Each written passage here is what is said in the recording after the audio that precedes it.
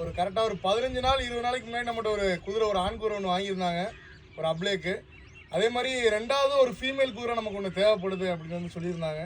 நம்ம இந்த குதிரை ஒன்று நம்ம லைனில் வந்தனால அவருக்கு நம்ம இதை அமுச்சு விட்ருந்தோம். இது பார்த்துட்டு இதில் என்னென்ன நிறை குறை இருக்குன்றதை நம்ம அவர்கிட்ட எல்லாமே உண்மையை சொல்லி தான் குதிரை வந்து கொடுக்குறோம். அது மாதிரி இந்த குதிரை காலில் வந்து வடக்கிருந்து ஏற்றுறப்போ வண்டியில் அடிபட்டிருந்தது. அது மாதிரி இந்த காலில் இந்த கோடு மட்டும் ஸ்டிச்சிங் பண்ணி இந்த கோடு இருக்குது. குதிரை வந்து நல்லா ஆரோக்கியமாக தான் இருக்குது. என்ன ஒரு கால் ஃபால்ட்டோ இடுப்பு ஃபால்ட்டோ எதுவுமே கிடையாது. நல்லா வண்டி ரைடிங்கு எல்லாமே பக்காவாக போகக்கூடிய ஒரு குதிரை. எல்லாமே சொல்லி இன்றைக்கி இந்த பெண் குதிரையை வந்து நம்ம நல்ல முறையாக வந்து அவங்கள கொடுக்குறோம். எதையும் வந்து நம்ம மறைச்சி வந்து என்றைக்குமே செய்ய மாட்டோம். என்ன ப்ளஸ்ஸோ மைனஸோ அதை நம்ம சொல்லி கொடுக்கணும். அன்றைக்கி அப்போனா தான் நம்மளோட நட்புகளும் நம்மளோட வியாபாரங்களும் வந்து எப்பயுமே அதை நீடிக்கும். சரிங்களா? சப்போர்ட் பண்ணுற எல்லாருக்குமே ரொம்ப நன்றி. தேவைப்படுறவங்க அடுத்தடுத்து நமக்கு வாட்ஸ்அப்பில் தொடர்பு பண்ணுங்க. குதிரையோட நடக்கிற வீடியோ பார்த்துக்க.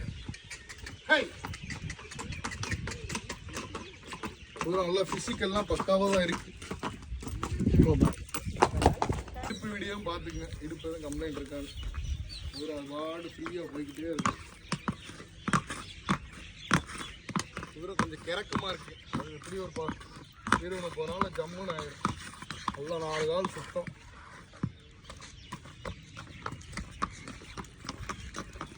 அதை கயிறு எடுக்க